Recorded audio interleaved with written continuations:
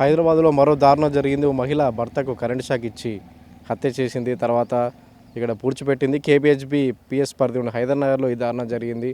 కవిత అనే మహిళ తన భర్త సాయిలకు ఈ నెల 18న కరెంట్ షాక్ ఇచ్చింది. కరెంట్ షాక్ ఇచ్చి భర్తను చంపేసింది. ఆ తర్వాత ఈ హైదర్నగర్ దగ్గరలోనే మనం లోపల చూడొచ్చు. లోపల ఇక్కడ లోపల పూడ్చిపెట్టింది భర్తను. తర్వాత ఎవరికి తిరిగినట్లుగా ఆమె సొంతూరుకు వెళ్ళిపోయింది.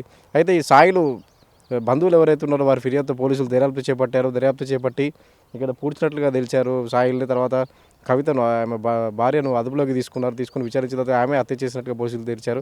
అయితే కవిత సాయిలు 15 నెలల కిందటే పెళ్ళయింది. వీళ్ళు కేపీహెచ్బీ పరిధి హైదర్నగర్లోని అపార్ట్మెంట్లో కన్స్ట్రక్షన్లో ఉన్నటువంటి అపార్ట్మెంట్లో వాచ్మెన్గా పనిచేస్తున్నారు. వాళ్ళిద్దరూ గత కొంతకాలంగా విడివిడిగా ఉంటున్నట్లు తెలుస్తుంది. గొడవలు జరుగుతున్నాయి. విడివిడిగా ఉంటున్నట్లుగా తెలుస్తుంది వాళ్ళిద్దరూ.